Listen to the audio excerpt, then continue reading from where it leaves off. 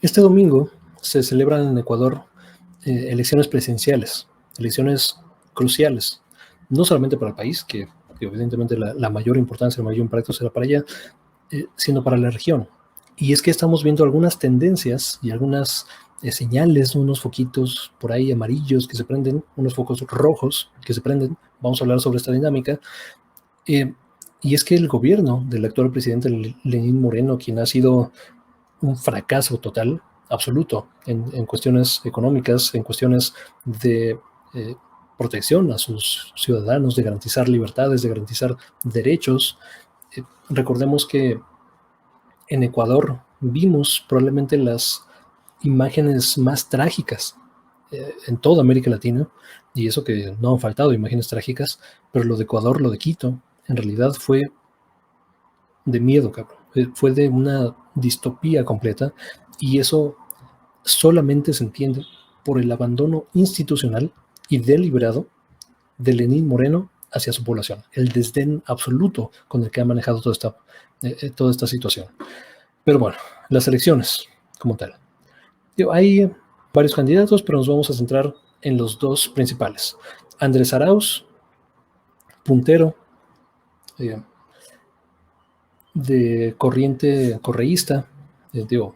Recordemos que Rafael Correa fue el presidente del Ecuador de 2007 a 2017, si no me recuerdo, donde de estos gobiernos de la marea rosa, estos gobiernos izquierdistas, estos gobiernos progresistas, el de Correa quizá más moderado que otros, pero sin duda un gobierno que elevó a la población de Ecuador, eh, llevó bienestar material como pocos antes de él, y que bueno, o sea, honestamente escuchar a Rafael Correa un privilegio. O sea, si tienen oportunidad de ver cátedras que da pláticas, es impresionante, tío, y los hechos, ¿no? Y los resultados de su gobierno, ahí están. O sea, redujo pobreza, redujo analfabetismo, y llevó bienestar, elevó a una clase media que de otro modo no hubiera podido llegar ahí, dio oportunidades como pocas veces quizá nunca en la historia del Ecuador. Pero bueno, Lenín Moreno llega con una bandera de que iba a ser el sucesor de Rafael Correa, ¿no? Y llegó con esta bandera, y llegó con... La gente se lo creyó. Y ya estando en el poder, dio un giro completo. O sea, un giro 180 grados a la política, y hoy sabemos que es una herramienta, es un títere de las derechas internacionales. Pero bueno, ahora sí, con este contexto pasamos a lo que está pasando ya, ¿no? Pasamos a lo que está sucediendo. Andrés Arauz es el candidato de izquierda, el candidato que las encuestas favorecen, pero largamente. Y el otro principal candidato, un segundo lugar en las preferencias electorales, es Guillermo Lasso, el candidato de Lenín Moreno, el candidato de derecha, el candidato de la continuidad del neoliberalismo y del saqueo como tal. Son estos dos. ¿No? Acá vemos a Andrés Arauz, el candidato del correísmo, y vemos al candidato de Lenín Moreno, ¿no? De la derecha. Estos son. Ahora, ¿cuál es la tendencia de la elección? ¿Cuál es la tendencia de la preferencia electoral? Es esto de acá. Estas son el promedio de las encuestas, es decir, no es una sola encuesta, son todas las encuestas avaladas por el Consejo Nacional Electoral del Ecuador. Entonces, todas las encuestas serias están agregadas en esta cuestión, y esto es información del 7, esta es información, perdón, del 3 de febrero, si no me recuerdo. O sea, hace unos días como tal. Es la información más reciente que hay. Arauz tiene una preferencia del 30%, ¿no? Y es más, la tendencia es ascendente como tal. Mientras que el Lazo tiene solamente el 18% y la tendencia es descendente. Entonces, si esta tendencia valiera, ¿no? Como tal, que en tiempos de pandemia, en tiempos de cuestiones metodológicas, podemos poner un asterisco, ¿no? sobre la confiabilidad de esta cuestión, pero esa es la mejor información que tenemos. Si esta información se reflejara en las urnas, Arauz sería el siguiente presidente del Ecuador, y podríamos celebrar, podríamos festejar en este contexto latinoamericano, que sobre todo en el Ecuador se requiere un gobierno cercano a la población que represente las necesidades materiales de la gente. Sería una victoria como tal, una victoria clara, una victoria contundente, similar al caso que pasó en Bolivia con Lucho González. Pero, Lenín Moreno no se va a ir sin meter las manos, no sin batallar. ¿Qué están haciendo como tal? Digo, este es un artículo bastante detallado, digo, y honestamente una felicitación a Orlenis, ¿cómo se apellida Orlenis? Ortiz. Ortiz, ella ha estado publicando puntualmente todas las cuestiones. Esta es una cronografía que hizo, digo, fantástica, honestamente la recomiendo mucho, digo, y que bueno, digo, estoy en un grupo de WhatsApp, un grupo de Telegram de cuestiones latinoamericanas, y digo, esta fuente honestamente ha sido esencial para comprender los peligros que está pasando. Digo, no es la única cuestión, pero voy a hablar de dos particulares. Esto es el 28 de enero, la visita del presidente Lenín Moreno a Washington. Visita de un presidente latinoamericano de derecha a Washington previo a una elección. Digo, nada raro, ¿no? ¿Verdad? Y no solamente Washington, se reúne con el Luis Almagro. Luis Almagro, que fue instrumental en el golpe de Estado en Bolivia en 2019. Elecciones limpias, elecciones transparentes, donde la OEA de Luis Almagro metieron el petardo, la fake news de que hubo fraude electoral. Esto permitió permitió activar la narrativa discursiva de derecha que terminó en lo que todos conocemos, un golpe de Estado. Evo Morales tuvo que huir del país, México lo rescata, después se refugia en Argentina, todo lo que conocemos hasta la restitución de la democracia reciente, ¿no? Hace solo un par de meses en Bolivia. Luis Almagro fue instrumental en esa cuestión. Pero bueno, esta visita de Washington, ¿no? Nada sospechosa, ¿no? De Lenín Moreno, bueno. No conformes con eso, el Consejo Nacional Electoral publica en Twitter una gráfica donde señala que se mantiene en 0% la impresión de los parlamentarios andinos. El Parlamento Andino es una organización regional, ¿no? Donde participan Venezuela, Colombia, Ecuador, Perú y Chile, si no me recuerdo, en ese orden geográfico. No tenía las papeletas, ¿no? Como tal. Entonces, pues, la gente empezó a cuestionar, ¿cómo, cabrón? Si son parte de, o sea, nunca se han omitido estas parlamentarios andinos, ¿qué pasa? ¿No? El ministro de Defensa, Osvaldo Arrín, digo, para empezar, ¿no? Ya es un poquito amarillo que el ministro de Defensa esté opinando y esté informando sobre el estado de las elecciones en cualquier país, ¿no? O sea, cuidado cuando el secretario de Defensa está participando activamente en el discurso de las elecciones, ¿no? Pero bueno, dice, lo que pasa es que no las hemos impreso porque los parlamentarios andinos se van a elegir en segunda vuelta. A ver, no, momento. ¿Cómo que en segunda vuelta, cabrón? Si la preferencia electoral da para que Arauz, el candidato de izquierda, pase caminando la primera vuelta, si todavía la elección no se ha hecho, pues nadie ha votado en primera vuelta, ¿cómo dices que va a haber segunda vuelta, cabrón? O sea, eres pitonizo, no eres un oráculo, o sea, segunda vuelta. ¿Cuál segunda vuelta, cabrón? ¿No? Apenas va a ser la primera ronda donde se puede decidir la elección y donde las tendencias dirían que la elección se decidirá en primera ronda, ¿no? Acá está, ¿no?, la información. ¿Cómo puede ser que la elección sea en segunda vuelta? Digo, esto no es las únicas cuestiones, ¿no? Hay una encuestadora que, digo, para un poco trasladarlo al contexto mexicano, como Mitofsky, ¿no?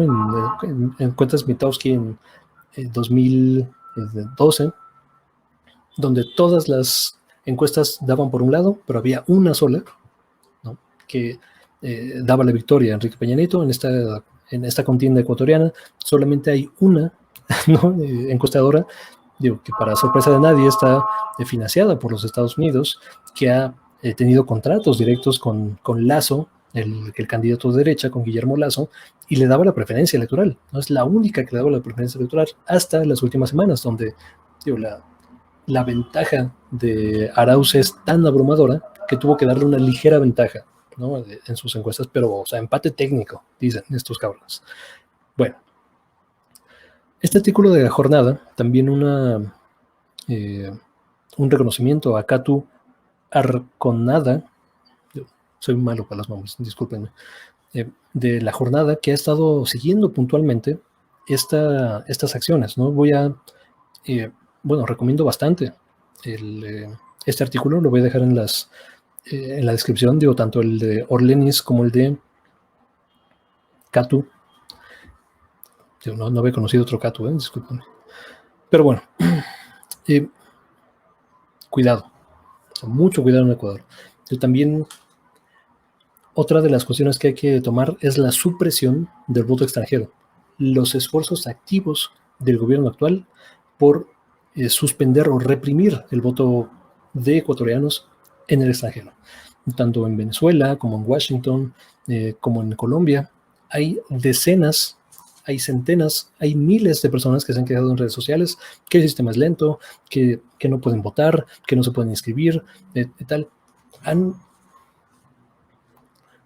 pospuesto los mecanismos, o sea, este voto ya debería haber sido emitido y ya debería estar en el Ecuador y debería estar no siendo precontabilizado. O sea, esto es un trámite como tal que el gobierno de Lenín Moreno ha abiertamente obstaculizado en conjunto con el Consejo Nacional Electoral del Ecuador.